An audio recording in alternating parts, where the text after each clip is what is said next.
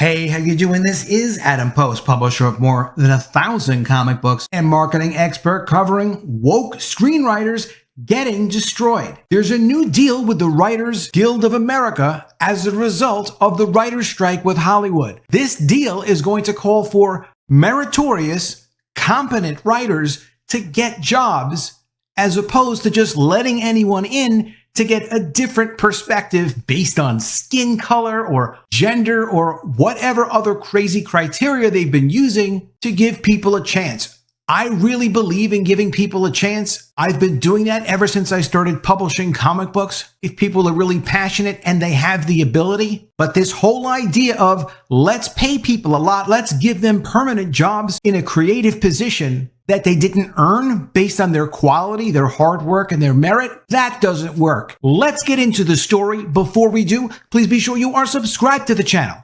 Click the bell for notifications. Give me a thumbs up. I really appreciate you guys. This is from one of my favorite websites, Bounding Into Comics. Hollywood Screenwriter explains how woke diversity hires will be out of jobs under the new Writers Guild of America deal. Screenwriter Script Doctor recently asserted that woke diversity hires will be out of jobs under the newly minted deal that the Writers Guild of America signed with the major studios. During an appearance on Midnight's Edge, great YouTube channel, Script Doctor shared his thoughts. He was asked by the show's host, Andre Einhajar, will there be less jobs for writers now when you have guaranteed writers' rooms? Script Doctor responded, quote, well, this is one of the things I didn't like in regards to guaranteed writers' rooms because you have compelled hiring. But it looks like certain members in the union on the negotiating committee have turned that inside out a little bit for the benefit of writers that know how to finish scripts and maybe not push too much ideology in there. Don't get me wrong, there's definitely some veteran writers out there that are drinking the Kool-Aid. But as far as the vast majority of them,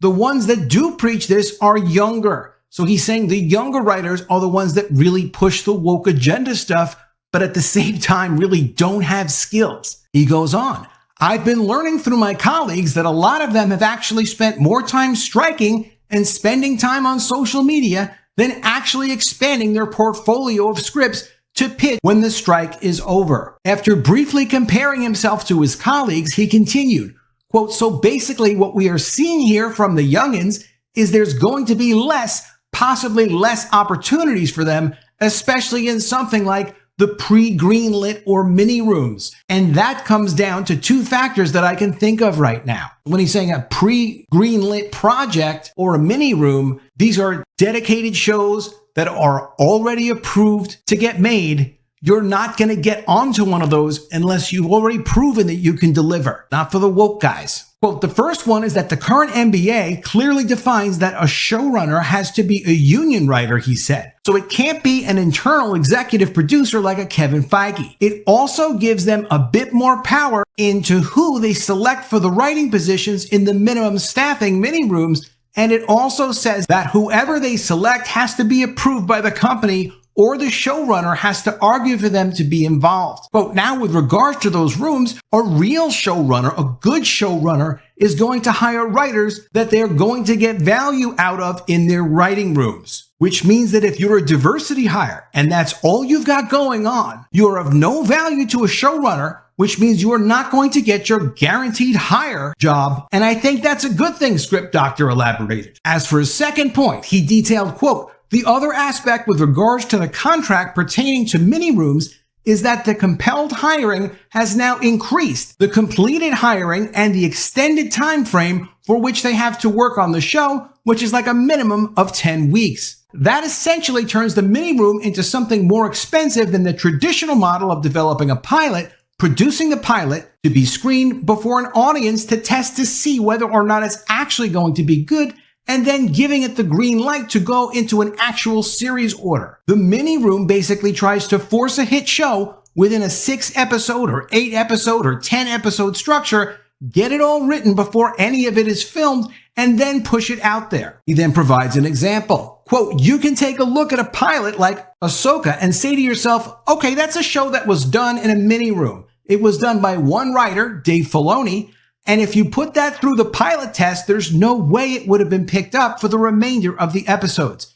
And that's a good thing. You don't want that. Quote, so right now it looks like mini rooms and kind of being for the moment, they'll be kind of priced out on a budget side of things from the studios because it's more lucrative and less risky for them to actually go back to shooting a pilot, testing it, and then determining whether it's going to be given a series order as opposed to building a show in a limited amount of time and then just pumping it out for you to be stuck with it and can't control, develop, or change it based on an audience reception. Script Doctor then asserted, and when you have those types of orders and you have the showrunner being in charge of it and picking the writers they want to work with and being able to argue why they need it for the benefit of the show, you then basically exclude any of the writers in town that are not going to be of value to you. Quote, and I think everybody listening and gentlemen on the panel know that these types of writers are not going to be lasting in this industry because they're not qualified. I think that's great that there's less jobs for them because that gives me a better chance for having more job opportunities, he concluded. He then responded to a comment from Andre who stated, quote, let's face it, a big part of the problem that we've had, especially with the MCU of late,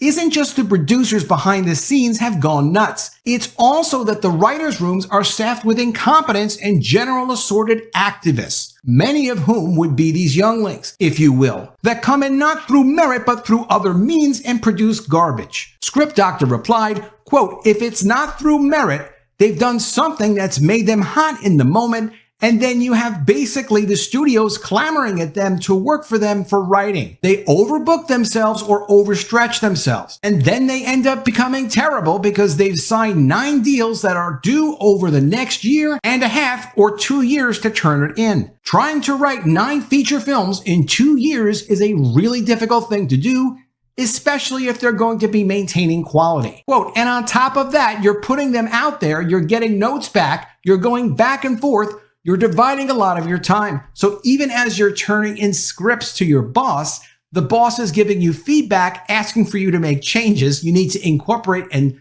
figure out how to make these changes. Sometimes when you get feedback with changes, the changes are not good suggestions either, but you still somehow have to make it work to please your boss. It's a mess. But on top of that, if you have multiple simultaneous projects in multiple states of production with multiple bosses, and you really don't have the skills to begin with, you're going to have a lot of terrible work. This is a big red flag that I've pointed out, especially with Dave Callahan. He's written Wonder Woman 1984, Zombieland 2, Mortal Kombat, and Shang-Chi. Those 4 movies alone came out within a year of each other, and they were all terrible. But he was a hot ticket item writer for the studios. Switching to television, he commented, quote, now if we're going to have a little bit less, especially on the television side of things, where they're not going to be producing as many shows that has a benefit because it's getting more quality over quantity. And on top of that, maybe there's a chance that you guys out there in the audience will actually start seeing other shows that are not being pushed solely by Disney and also some of the other networks. That would be a good thing because there's probably a lot out there that you haven't seen yet might actually be to your fancy. So it backfired against the woke. That's great, he concluded, because it was the woke people that were pushing to get these permanent writing jobs and to get these massive residuals. For example, this was from Fandom Wire, Disney Emmy-nominated writer who wrote She-Hulk gets a $396 residual check when the show's budget per episode was $25 million. It's like, well, yes, just because you get Emmy nominated doesn't mean your show was successful, and it doesn't mean you deserved an award in the first place. Obviously, they've been throwing those awards around like crazy for agenda purposes. Script Doctor did go on to recognize that the New Deal will not eradicate all of the woke writers from Hollywood, at least not immediately. Quote, a number of the members of the current WGA board that were expecting this to lead to hiring of those types of hires are disappointed to learn about this.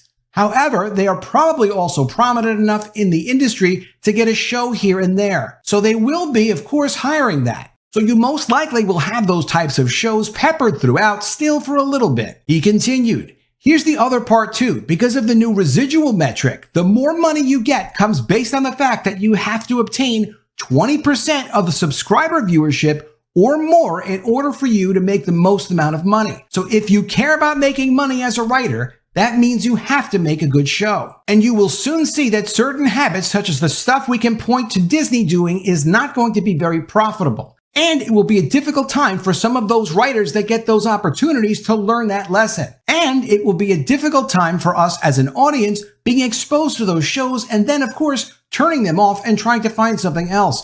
And that's a good thing. It's basically like their desire to want more money based on those residuals has forced them to basically say, we actually have to do a good job now. And I think that's great. So it looks to me that irony has prevailed in regards to the quality of the work is predicated on the merit of the show and how well that appeals to an audience and gains viewership. He then declared, once I think enough of the industry learns that rule, everyone else will start benefiting from it, at least on the entertainment side of things. Deadline also reported that a number of their anonymous sources informed them there would be less work for writers. Deadline wrote, accelerated contraction, more completion, reeled in budgets, fewer overall deals, and possibly more cancellations are some of the things industry sources are preparing for. One source informs Deadline, quote, no one is buying. This is the worst marketplace that I've ever experienced. An anonymous writer also told Deadline, quote, across the board, what I have heard from buyers is they will be buying less and making less, as in making less shows. Another anonymous studio executive also stated, the strike just sped up the inevitable pullback. I suspect everyone will be doing less. I've always been supportive of people getting their first chance to work professionally and creatively, but they have to be passionate, they have to be capable, and you also have to be in a position where you can mentor the new talent.